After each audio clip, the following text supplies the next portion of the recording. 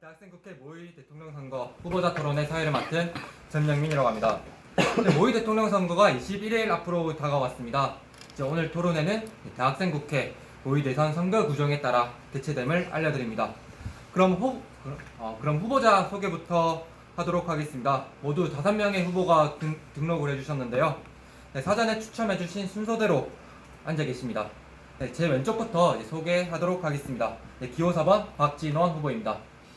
안녕하십니까. 기호 4번 박진원 후보입니다. 기호 1번 박종민 후보입니다. 네, 안녕하십니까. 인사드리겠습니다. 박종민입니다. 기호 3번 김재광 후보입니다. 기호 3번 김재광입니다. 기호 2번 신성준 후보입니다. 네, 안녕하십니까. 저는 대학생 국회 모의 대통령 선거 후보 기호 2번 신동준입니다. 반갑습니다. 기호 5번 서한솔 후보입니다. 안녕하십니까. 대학생 국회 모의 대통령 선거 후보자 토론회 본격적인 토론에 앞서 진행 방법을 알려드리도록 하겠습니다. 먼저 후보들의 기조 연설을 듣고 사회자 공통 질문이 이어지는데요. 후보자 주도권 토론으로 이어집니다. 그리고 후보자 주도권 토론 이후에 마무리 발언으로 토론회를 마치겠습니다.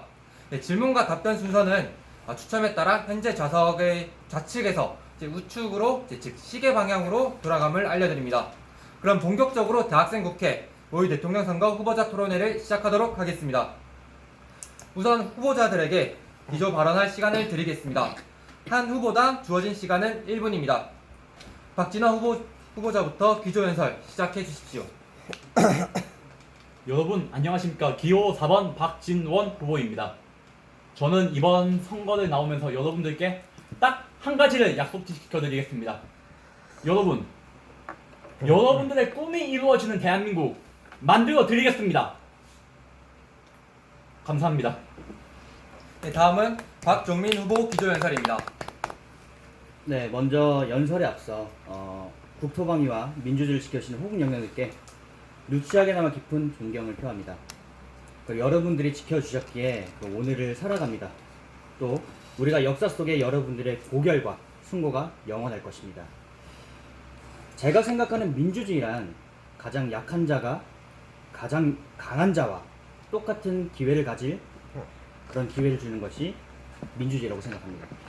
또 대통령은 이를 제1의 원칙으로 생각해야 된다고 생각합니다. 제게 사람들이 물었습니다. 대통령이 되면 가장 먼저 무엇을 하겠느냐고 질문을 했습니다. 저는 생각을 했습니다. 그리고 대답을 했습니다. 신명나는 정책이나 그런 비전보다는 국민을 긍휼히 여기는 어진 마음을 갖는 것이 그 제일 첫 번째라고 생각을 합니다. 이 마음 그대로 원칙과 신뢰, 그리고 공정과 투명, 그리고 대화 타협으로 강운을 아우르는 그런 대통령이 되겠습니다. 감사합니다. 다음은 김재광 후보 기조 연설입니다. 네, 제가 대통령이 되면 3가지 약속드릴 공약이 있습니다. 첫째는 국제, 국내 모두 안전한 한국을 만들겠다. 둘째는 입법, 행정, 사법 모두 부분에서 청렴한 한국을 만들겠다. 셋째는 자주적인 한국을 만들겠다입니다. 제가 꼭 약속드릴 것은 대한민국 국민에게 사는 것이 행복하다라는 생각이 들 수 있도록 여러분들에게 귀를 기울이고 끊임없이 성찰하도록 하겠습니다. 네, 감사합니다. 다음은 신성준 후보 기조 연설입니다. 네, 안녕하십니까. 저는 대학생 국회 모의 대통령 선거 후보 기호 2번 신동준입니다. 국민 여러분, 우리 대한민국이 견제가 많이 어렵습니다. 저 기호 2번 신동준이 만약 대통령이 된다면 우리 대한민국의 견제를 사되겠습니다. 소상공인도 사되겠습니다. 일자리도 늘리겠습니다. 국민이 행복한 나라, 국민이 잘 사는 나라, 정의롭고 깨끗한 대한민국, 강한 대한민국, 글로벌 대한민국, 스마트한 대한민국, 내일의 미래 대한민국을 만들어서 국민의 삶의 질을 향상하겠습니다. 공약을 성실히 임하겠습니다. 저는 신성준은 공약을 잘 지키며 국정 운영을 성실히 임하겠습니다. 감사합니다. 다음은 서한솔 후보 기조 연설입니다. 네, 존경하고 사랑하는 국민 여러분, 국민 후보 기호 5번 서한솔입니다. 대한민국 국민으로서 가장 불신받는 국회, 그리고 튼튼한 안보와 유능한 외교를 위해 노력하겠습니다. 첫 번째로 외교와 안보입니다. 북핵 문제의 조속한 해결을 위해 대통령과 국무총리가 나서겠습니다. 남북 평화협의체를 가동하고, 그리고 현재 개정되어 있는 남북 연락사무소를 통해서 정례화, 상설화하는 접촉을 이루어내겠습니다. 과거사 반성을 제대로 하는 일본이 있다면 평화외교를 시작하겠습니다. 불평등한 한미 소파를 바로잡고 전시작전권을 조기에 환수하는 유능한 대통령이 되겠습니다. 국민 눈높이에 맞는 국회가 되도록 하겠습니다. 국민들께서 정치 혐오와 정치 불신을 잘 이해하고 있습니다. 야당과 여당의 화합을 통해 국회가 다시 한번 화합할 수 있는 국회로 만들도록 하겠습니다. 국회의원이 있어야 할 자리는 민생 현장과 국회입니다. 이제는 혐오보다 신뢰할 수 있는 국회가 되도록 하겠습니다. 감사합니다. 그럼 본격적인 토론으로 들어가겠습니다. 네, 첫 번째 공통 질문 드리겠습니다. 네, 19대 대통령 선거 JTBC 후보자 토론회에서 손석희 사장님이 했던 질문과 같습니다. 네, 우리나라 역사 인물 중에서 자신의 리더십이 누구와 가장 닮았는지, 닮았다고 생각하는지에 대해 한 분만 말씀해 주시고 그 이유도 같이 말씀해 주시기 바랍니다. 네, 후보자 답변 시간은 1분입니다. 답변은 박진원 후보부터 시작하겠습니다. 저의 리더십은 해보기나 해봤어? 라는 말로 유명하시자 우리나라의 경제 발전을 이룩했다고 이바지하신 정주영 전 현대그룹 회장님의 리더십을 닮았습니다. 저의 어린 시절은 정주영 회장님과 마찬가지로 매우 불우하고 힘든 어린 시절을 보냈습니다. 하지만 저는 그 상황에 포기하지 않았습니다. 아무리 힘든 일이 있어도, 시련이 있어도, 주변 사람들이 힘들다고 말하는 일들도 해보기는 해봤어? 라는 말 한마디로 함께하는 동료들을 설득을 시켰고 매번 좋은 결과를 만들어냈습니다. 정주영 회장님의 그 도전적인 마인드가 저를 성장시켰다고 말할 수 있습니다. 감사합니다. 네, 다음으로 박종민 후보 답변하시기 바랍니다. 네, 민주주의 최후의 보루는 깨어있는 시민의 조직된 힘이라고 말씀하신 노무현 대통령이라고 생각합니다. 이분은 남들에게 군림하지 않았습니다. 또한 가난하고 힘없는 사람들을 언제나 보았습니다. 그리고 권력을 잡고서도 그들을 외면하지 않았습니다. 그리고 가까이서 듣고 멀리 봤습니다. 그리고 언제나 진심이었습니다. 또한 인간이었습니다. 그런 사람 냄새나는 대통령이 되겠습니다. 감사합니다. 네, 김재광 후보 답변하시기 바랍니다. 저는 그 조선시대 김육과 같다고 생각합니다. 김육은 그 대동법 실수로 유명한 사람인데요. 이 주장을 효정이 국벌론을 주장하면서 세액을 늘리고 싶어 했을 때 이를 주장하면서 대동법을 통해서 민생의 안전을 신경 썼던 아주 절개를 가진 인물입니다. 그래서 이 대동법 실시 이후 우리 수공업과 상업 발달을 촉진시켰으며 화폐 유통도 촉진시켰고 교환 경제 체제로 전환되어 종래의 신분 질서가 완화하는 영향도 주었습니다. 저는 이렇게 김육을 본받아 국민 민생을 위해 강경하게 주장하는 그런 대통령이 되겠습니다. 네, 신성준 후보 답변하시기 바랍니다. 네.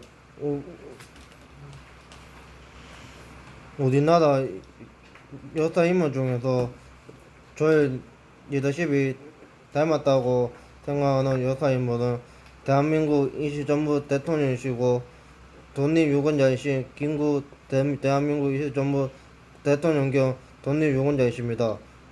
이유는 김구 대통령 겸 독립유권자님께서는 대한민국의 독립을 위해 애쓰신 분이시고 대한민국을 잘 공부하시려고 애쓰신 분이시고 정의롭고 깨끗한 나라, 국민이 잘 사는 나라, 국민이 행복한 나라, 강한 대한민국을 만드시려고 하시는 분이십니다.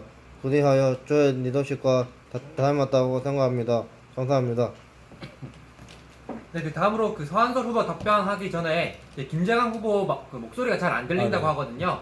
다음부터 주도권 토론 때 조금만 크게 말씀해 주시면 좋을 것 같습니다. 네, 다음으로 서한솔 후보 답변하시기 바랍니다. 네, 일제의 국권 침탈 속에서도 나라의 어려움을 널리 알리고 끝까지 독립운동을 이끌어온 영운영 선생님과 같은 대한민국 민주독립 열사를 존경합니다. 그 이유는 분명합니다. 어떤 실패에도 두려워하지 않고 과감한 개혁과 나라를 지키고자 했던 열망이 제 마음속에도 있기 때문입니다. 통신원 기술자가 되려 했으나 일본 소유로 넘어가자 포기하고 다양한 영역에 있어 사회 구성원들이 평등을 누릴 수 있게 한 여운영 선생님. 현충일과 역사적 기념일을 맞아 그 뜻과 넋을 기리며 그 정신, 그 담대함으로 새로운 대한민국을 이끌어 가겠습니다. 감사합니다. 네, 이번에는 후보자 토론입니다. 각 후보께 10분 동안 토론을 주도할 수 있는 기회를 드리도록 하겠습니다. 보다 많은 공약과 정책을 대학생 국회의원님께서 듣고 판단할 수 있도록 질문과 답변은 가급적 1분 이내로 해주시기 바랍니다. 주도권 토론에서 답변 시간까지 10분에서 차감됨을 알려드립니다. 네, 그럼 순서에 의해 박진아 후보자부터 주도권 토론 시작해 주시기 바랍니다. 네, 저는 먼저 김재강 후보님께 여쭤보고 싶은 게 있습니다. 김재강 후보님의 공약 중에 행복가족부 관련해서 저는 여쭤보고 싶은 게 있는데, 여성가족부를 행복가족부로 바꾼다는데 그렇게 된다면은 행복가족부는 어떤 업무를 하는지, 그리고 그 기존 여성 파트의 업무는 어떠한 부서가 처리하는지, 그리고 여성계의 반발은 어떻게 대처할 것인지, 저는 이거에 대해서 답변을 듣고 싶습니다. 우선은 그 행복가족부로 편성하는 것은 우선 여성가족부라고 이렇게 명시되어 있는데, 이게 외국 이름으로서는 이게 양성 그런 뜻으로 되어 있는데, 저희 한국 표기로서는 그 여성의 뜻만 가지고 있다고 제가 들었습니다. 그래서 어떤 특정 성별의 그런 중요한 그런 부처가 있다는 것은 나중에 그 평등 그런 부분에서 문제가 생길 것 같다는 생각에 우선 명칭을 그렇게 행복가족부로 변경을 하겠다고 한 거고, 그 다음에 그 여성계의 그 반발을 이야기하셨던 것 같은데, 저는 그 여성가족부란 이름을 행복가족부라고 바꿨다고 해서 그 여성부에서 이렇게 있었던 여성들이 과연 여기서 막 엄청난 반발을 한다, 저는 그렇게 보고 있지는 않습니다. 업무는 똑같이 그대로 진행을 하는 겁니다. 명칭만 변경. 네. 그러면은 저는 다시 한번 질문을 드리고 싶습니다. 네. 산하기관이 많고 일단 권한이나 업무는 같고, 하지만 산하기관은 많고, 그렇다면 좀 더 실질적으로 복지 정책을 하는데 굳이 이거 이름을 변경할 필요성이 있을지, 차라리 이름을 바꾸는데 들이는 재정적인 그리고 시간적인 노력 대신에 조금 더 실질적인 복지 정책을 하는데 힘을 쓰는 게 어떠신지, 저는 이거에 대해서 여쭤보고 싶습니다.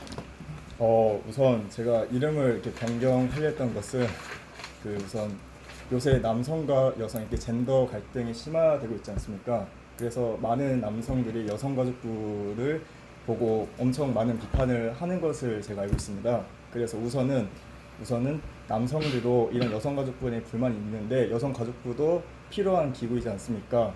그렇기 때문에 우선은 남성들이 갖고 있는 불만이 왜 여성들한테만 이렇게 하는 기구를 만들었냐 이거인데, 일시적으로 행복가족부로 명칭을 이렇게 변경을 한 후 업무는 그대로 똑같이 진행을 해도 저는 상관이 없다고 생각했기 때문에 저는 명칭만 이렇게 변경하도록 하겠습니다. 네, 감사합니다. 그럼 다음 질문을 드리겠습니다.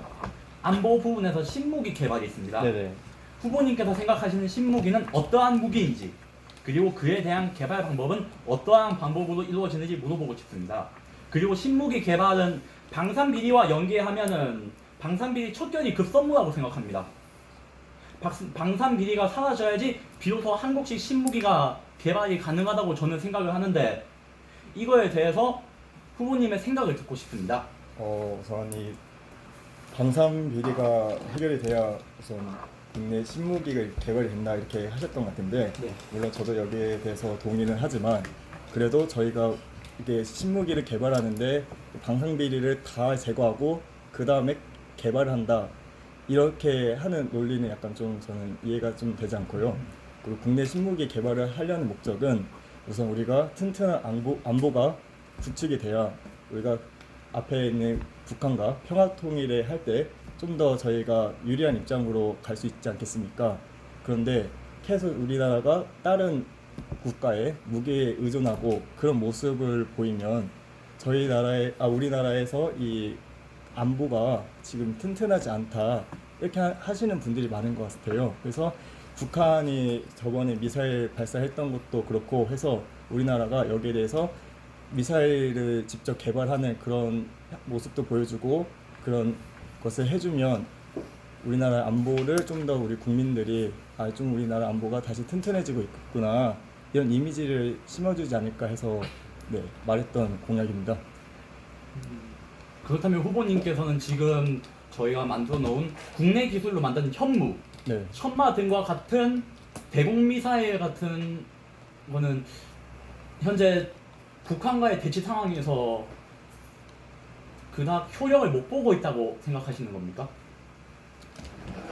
네, 저는 그 현무가 지금 개발되고 있긴 하는데 저는 좀 더 많은 그런 사드와 같은 무기도 있지 않습니까, 미국에? 근데 이게 우리나라에서도 직접 만들 수 있었다면 우리가 굳이 미국의 무기를 이렇게 수입하지 않고 또 이렇게 무역 갈등 이런 게 없었을 텐데 약간 이런 부분이 좀 아쉬움이 있기 때문에 그래서 우리나라에서도 이렇게 이것을 다른 나라의 무기로 대처하지 않고 직접 할 수 있는 무기가 있었다면 과연 우리가 이런 갈등이 생겼을까라는 생각이 들었습니다. 그래서 그렇게 따지면 우리나라에서 신무기를 직접 개발을 해서 우리나라가 직접 이 적국과 대처할 수 있는 그런 강경한 모습을 보여준다면 우리나라의 안보가 좀 더 튼튼해진다 이걸 좀 보여줄 수 있는 계기가 될 것 같아서 네, 내세운 공약입니다. 감사합니다. 방금 사드 관련 이야기를 하셨는데 만약에 우리나라에서 사드 이상의 무기를 개발했습니다. 그런데 얼마 전에 사드 문제 같은 경우에는 주민들이 반발을 했죠. 네. 그 사드 무기는 어느 곳에 배치를 해야 되는데 그 지역 주민들이 반대를 한다. 이 경우 그 지역 주민들을 어떻게 설득할 것인지, 그리고 그 지역 주민을 설득하면서 동시에 그 지역에 살지 않는 주민들도 설득을 해야 합니다. 잠시 그 사회자가 개입하도록 하겠습니다. 지금 한 절반 이제 가지고 계신 이제 그 시간 중에서 절반 가까이를 이제 사용하셨습니다. 너무 이제 한 후보에게만 이제 집중되어 있는데 이제 남은 시간 동안 이제 적절하게 배분해 주시면 좋을 것 같습니다. 저는 이에 대해서 후보님께 의견을 물어보고 싶습니다. 저는 똑같이 저희 사드도 그 성주에 있는 분들에게 양해를 구하고 설치하지 않았습니까? 네. 저희는 안보 같은 문제에서는 저희 국민들이 불편하더라도 모두 다 협조해야 될 상황이 어느 정도 있다고 생각을 하기 때문에 저는 불가피할 수도 있겠지만 저는 선발을 우선순위 정해서 거기서 제일 적합한 지역에 있다고 우선 채택하려고 생각하고 만약에 거기서 반대를 심하게 하시면 보상을 해준다는 등 그런 방식으로 대처하면 낫지 않을까 이렇게 생각합니다. 네. 마지막으로 이건 그냥 저도 북한 문제에 관해서 많이 관심 있는 부분이고 이거는 먼저 물어볼 거거든요. 다른 후보들에게 물어볼 거였으면 금강산 관광 관련해서 여쭤보고 싶은 게 있는데 금강산 관광 같은 경우에는 금강산 관광은 우리 민족의 마지막 숙제인 통일을 위한 한 발짝임이 틀림이 없습니다. 네네네. 하지만 저는 이에 대해서 몇 년 전에 있었던 북한 군인의 민간인 피살 관련 및 이에 대한 같은 사례 발생 시 대처 방안, 그리고 또 다시 위와 같은 일이 발생했을 때 국민의 생명을 지켜야 하는 대통령으로서 관광을 또다시 폐지를 할 것인지에 대해서 마지막으로 의견을 물어보고 네. 싶습니다. 우선 금강산 관광 개발을 한다는 것은 우선 이제 남북한과 교류를 하면서 이제 저희가 분단해서 서로 알지 못했던 그 점을 이제 서로 이해하고 알아가는 그런 차원에서 그런 의미가 있는 금강산 관광인데요. 만약에 그 저번에 이야기하셨던 그 피의자 그분이 살인 그 사건은 굉장히 유감이라고 생각하고 이제 이런 일이 생기지 않도록 이제 좀 더 금강산 같은 부분에 그런 접점 지역에 이제 저희가 좀 더 경계를 좀 더 강화한다든지 이렇게 하고 그 경계를 강하지 않은 선에서는 저희 민간이 자유롭게 움직일 수 있도록 하는 것이 저는 최선의 방법이 아닐까 저는 그렇게 생각하고 있습니다. 네, 감사합니다. 저는 이제 주도권 토론을 마치도록 하겠습니다. 네, 알겠습니다. 네, 다음으로 박종민 후보 주도권 토론 시작해 주시기 바랍니다. 네, 수환살 후보님께 질문 한 두 가지를 드리려고 합니다. 첫 번째는 그 정치 자치 분권과 그 지방 분권에 대해서 이렇게 정책들을 내놓으셨는데, 그 중에서 이제 지방의회 그리고 비례대표위원 및 그 이석을 보장하는 공직선거법 개정이라고 이렇게 기술하셨습니다. 혹시 이 제도가 혹시 하향식 밀실 공천이 될 우려가 조금 일각에서는 좀 되고 있는데, 이것들을 어떻게 좀 타결하고 어떻게 타파하고 또 그거에 대한 어떻게 시민들의 의식 그리고 시민들의 그런 입장들을 어떻게 완화시킬 수 있을지 그거에 대한 답변을 부탁 한번 드리겠습니다. 일단은 제가 공약을 작성할 때 가장 중요하게 생각을 했던 부분 중에 하나인데, 일단은 하향식 공천을 말씀을 하셨는데, 생각해보면 그렇습니다. 국민의 대표로서 국회의원, 그러니까 지역구던 비례대표의원은 출마를 했을 때 그것을 보통 이제 정당에서 공천을 하는데, 뭐 정당의 당원이나 당규회에서 정상적으로 이루어졌다라는 것을 선관위에도 제출을 하면 참 좋을 텐데, 그것을 제출하지 못하는 지금의 제도나 어떤 규정이 좀 아쉽다고 보고요.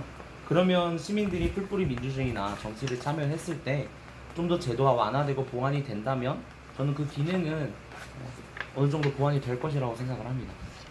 네, 감사합니다. 또 한 가지 이제 외교 국방에 대해서 여쭙겠습니다.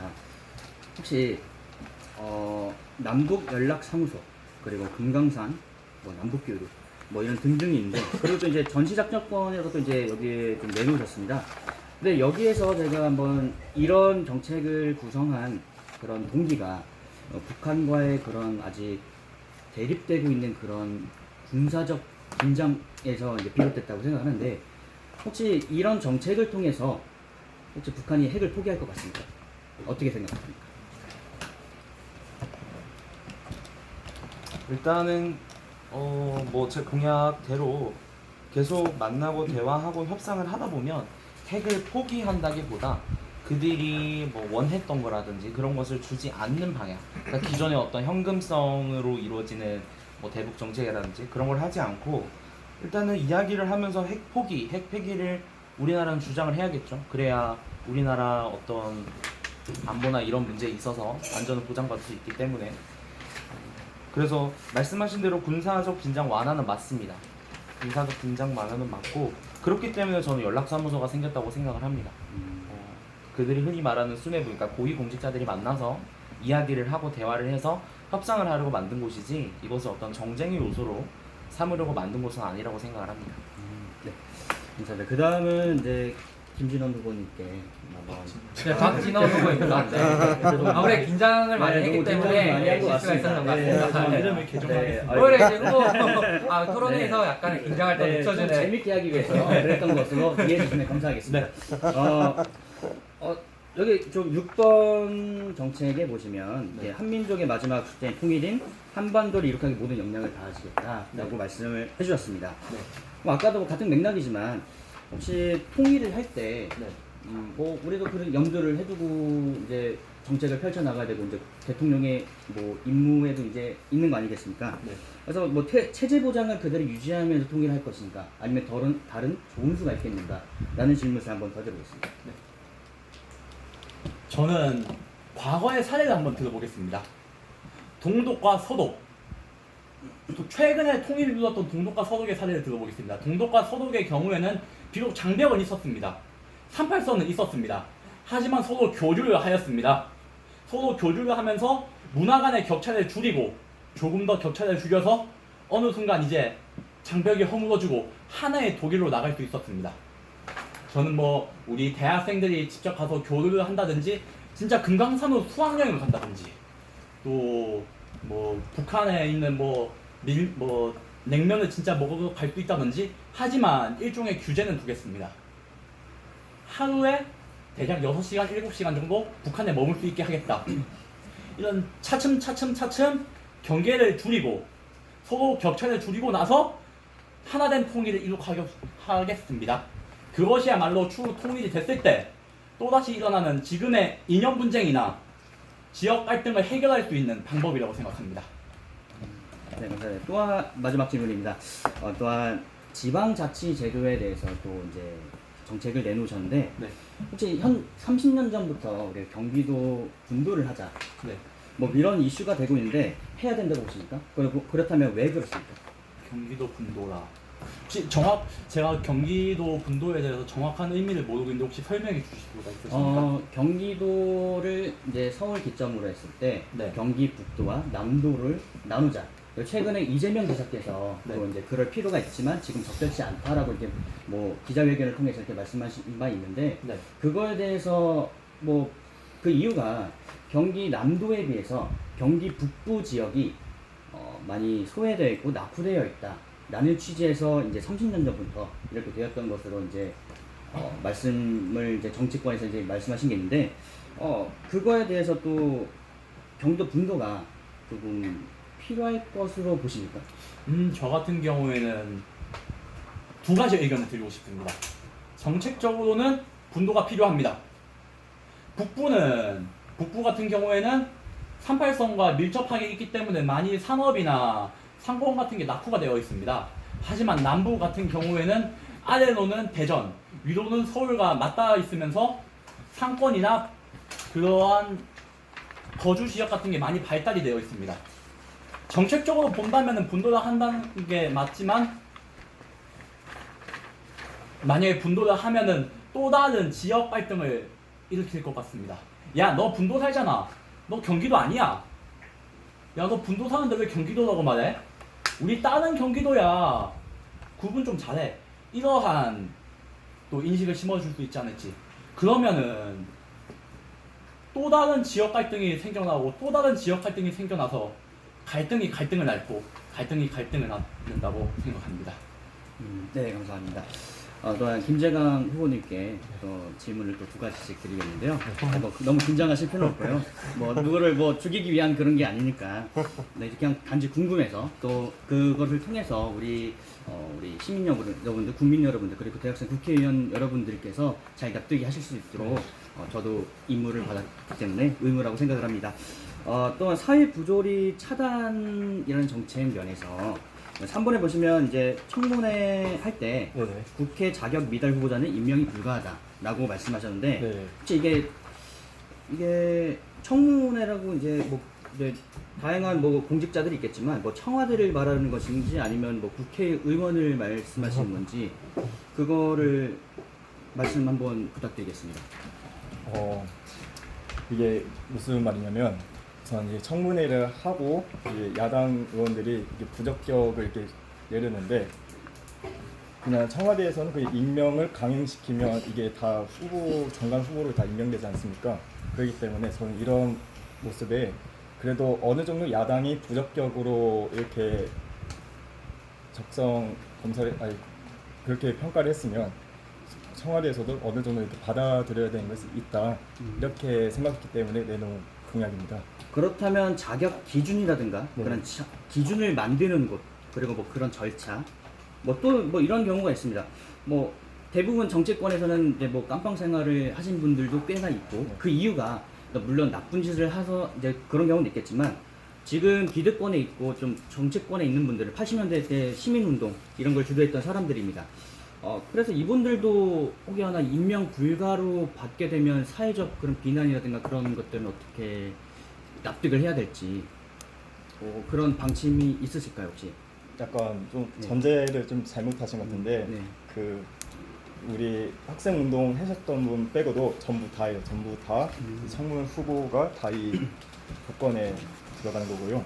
그리고 이게 만약에 이 청문회 후보가 청문 후보 하다가 야당 의원들이 부적격하면 이제 국민들이 이 야당 의원들이 부적격을 했을 때 옳다 생각하면 야당을 지지하겠지만 야당 의원들이 과도한 부적격을 했으면 또 국민들한테 탄압받지 않겠습니까?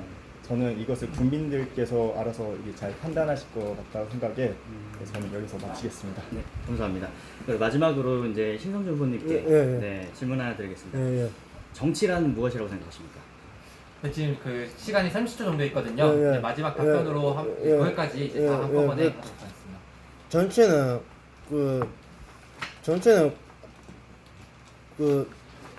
정치인이 아닌 국민분들께 그 주권이 있고 끝났어요? 아, 계속 하세요. 국민들께 주권이 있고 그 정치인분들은 국민을 대표하는 사람입니다. 정치는 공정해야 되고 정의나고 되고 깨끗해야 됩니다. 그다음에 국민을 대표한다는 취지로 국정 운영에 임해야 됩니다. 예. 네, 지금 그 박종민 후보 주도권 네. 시간이 다 끝났습니다. 네, 주도권 토론 시간에 이제 못했던 부분은 이후에 마무리 발언 시간이 있으니까 이제 그때 그 시간을 좀 더 활용하시면 될 것 같습니다. 네, 다음으로 김재환 후보 주도권 토론 시작해 주시기 바랍니다. 자, 우선 박종민 후보한테 질문 드리겠는데요. 그 미국 같은 경우에서는 6선, 7선 그리고 12선 의원들이 굉장히 많습니다. 그런데 우리 후보님께서 공약 낸 거 보니까 국회의원 피선거 연령을 70세로 이게 제한하자는 취지의 공약을 내신 것 같은데 이게 자칫 잘못하면 이게 노인비야 이쪽으로 이어질 수도 있고 또 우리나라 특성상 4선 이상 되면 다 부패 대상으로 바라보는 그런 시선들 이런 시선들이 굉장히 저는 높은 이 중량감 있는 정치인들 다 배제시키는 거 아니냐 이런 생각이 드는데 혹시 여기에 대해서 어떻게 생각하시는지? 물론 앞서 말씀드리면 뭐 노인 비하 발언이라든가 그런 생각이나 그런 이념 그런 건 없습니다. 다만 제가 조금 이런 취지를 낸 것은 뭐 지금 뭐 70세 이상의 국회의원분들도 지금 건장하게 잘 계십니다. 뭐 그렇지만 우리가 이제 젊은 층들 그리고 청년을 위한 그런 정책들이 한두 가지씩 나오고 또 그러다 보니까 청년을 위한 그런 정책들이 이제 대한민국에서 또 여러 정치인분들께서 이제 주도하고 계십니다. 그런 취지에서 제안을 조금 하면서 뭐 제안을 하더라도 무조건 그 정도까지 아니고 뭐 특별법이라든가 이런 걸 좀 개정하거나 제정하면 되지 않겠습니까? 또한 이제 그것을 입각해서 또 뭐 좀 더 젊은 층들이 정치권에 스며들도록 하는 것이 좀 올바른 사회가 아닌가. 또 이제 청년층이 뭐 못하는 일도 없는 것 같고 네네. 뭐 그러지 않을까 생각합니다. 저는 아까 방금 70세 이상 이게 특별법으로 어느 정도 커버를 가능하다 이렇게 얘기하셨는데 저는 이렇게 70세 규정해놓고 특별법으로 다시 70세 이상 할 수 있도록 할 거면 저는 이 공약이 과연 필요할까라고 생각이 들고요. 그 다음 질문으로는 연령층별 투표구를 분리해서 설치하겠다라고 하셨는데 굳이 연령층별로 투표구를 분리하는 이유가 있습니까?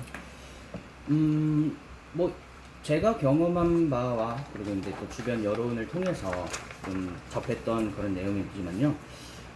이제 대학생들 같은 경우는 20대부터 30대까지는 이제 뭐 대충 그렇게 뭐 규정하고 있는데, 좀 뭐 대학교라든가 그런 학교 시설에 있어서 뭔가 투표권을 뭐 투표를 할 수 있는 그런 공간도 마련되어 있지 않고 다 지역이라든가 가까운 데 하고 있지 않습니까? 그래서 그 선거 날에는 대부분 놀러 가시는 분들이 많다고 저는 생각을 합니다. 그래서 그런 분들을 위해서 좀 더 조금 뭔가 고려해주고 그런 취지에서 이런 것이 좀 괜찮지 않을까 생각하고 있습니다. 방금 그렇게 이야기하셨는데 네. 그 젊음의 거리라고 하는 홍익대학교 기준으로 하면 주변에 7군데 투표구가 이게 설치되어 있습니다. 그래서 서교예술실험센터, 서교가든주차장, 강원도민회관, 서경동 주민센터 다 약 1km씩 이렇게 가 있습니다. 그래서 아까 박종민 후보께서 이야기하셨던 것은 약간 이 부분에서 약간 미흡하셨던 게 아닌가. 이미 다 마련이 돼 있습니다.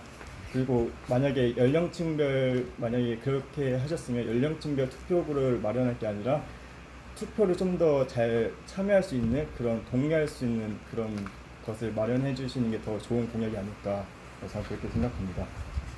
그 다음에 질문은 제가 이제 소환서 잠시만요. 네. 그 목소리를 조금만 더 키워주시면 좋을 것 같습니다. 장비가 열악해서 죄송합니다. 네, 계속 이어가 주시죠. 서한소 후보님한테 질문 드리는데요. 그 서한소 후보님께서는 그 연동형 비례대표제에서 찬성하시는 입장입니까? 네, 찬성합니다. 네, 왜 찬성하십니까? 오히려 역으로 생각을 한번 해보자고요. 네. 지금 대한민국 국회에, 그러니까 중앙선거관리위원회에 등록되어 있는 군소 정당들이 상당히 많습니다. 근데 그 군소 정당들이 예전에 이제 정당도 투표를 하게끔 해서 1인 2표자가 됐죠. 네네. 그래서 지금 와서 선거제 논의를 하고 있는데 연동형 비례대표제라는 어떤 큰 틀을 가지고 논의를 하고 있습니다. 근데 결국에는 정치는 어떤 거대 양당, 그러니까 지금의 큰 어떤 특정 정당들이 이끌어가는 게 정치라고 생각하지 않거든요. 네. 다양한 목소리를 듣고 이야기를 해야 그것이 전 정치라고 생각하기 때문에 연동형 비례대표제에 대해서는 적극 찬성합니다. 감사합니다. 그 다음에 다시 박종미 후보한테 질문 드리겠는데요. 북한 기업의 남한 진출 시 우리에게 이득이 되는 사항이 있나요? 뭐 북한 이북 땅에 있는 그런 지하 자원들을 뭐 우리 한반도로 이제 전체적으로 유통을 시키면 좀 더 수출면이나 무역면에서 좀 더 강화가 되지 않을까라고 생각을 합니다. 저는 우리나라가 왜 북한 개성공단에다 이게 공업지구를 왜 설립했겠습니까? 이 북한의 노동력과 우리나라의 자본과 기술로 이게 투입해서 한 게 아니겠습니까? 근데 반대로 북한이 우리나라에다 이게 과연 공업지구를 설립하면 과연 이게 이득이 될까요? 네, 저는 이익이 된다라고 생각을 하는데 그렇게 반대로 생각해 보면 북한이 세계에서 이제 기술력이 뛰어나다라는 것도 보여줄 수가 있겠고 또한 그러면서 북한 측에 있는 그런 개성공단이든가 뭐 남한 측에도 뭐 기업을 하나 만든다면 서로 교류와 협력의 의미로도 상징이 될 수가 있습니다. 그렇게 생각합니다.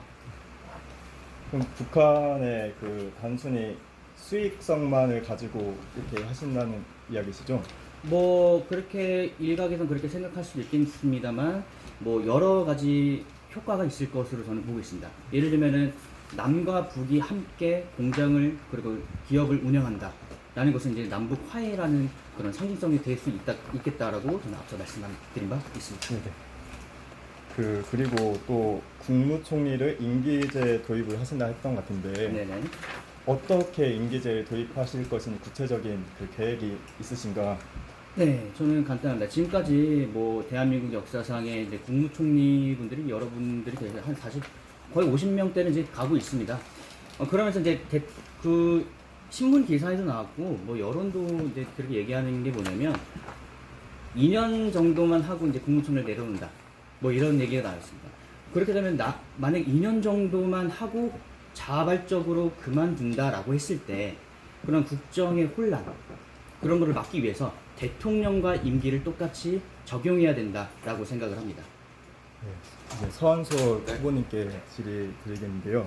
그 지방의회 비례의석 보장을 이 공직선거법 개정을 하신다고 하셨는데 지금 현행 법안으로는 보장이 되지 않고 있습니까? 제가 알기로는 지금 그러니까 처음에 받았을 때 공천을 받았을 때 비례 의원이 네네. 그 다른 당으로 이전하게 될 시에는 그 당적이 보장받지 못한다는 걸로 제가 알고 있고요. 네네. 그래서 이미 국회에서 여러 번 논의를 한 것으로 알고 있고 네네. 실제로 국회 정기특위에서 이제 박주현 의원님이 나오셔서 실제로 이 법안에 관련해서 일부 개정 법률안을 발의하신 걸로 알고 있습니다. 네. 우리 신성주 후보께서 김정은 국무위원장 퇴진시킨다 대통령 되면 예. 어떻게 퇴진시킬 것인지. 지금보다 또 대부 제재해가지고 강하게 밀어붙여가지고 우리나라도 좀 강한 대한민국을 만들자는 취지고 강하게 밀어붙여가지고 김정은 국무위원장이 좀 이제 이제 그만 해고 포기하고 이제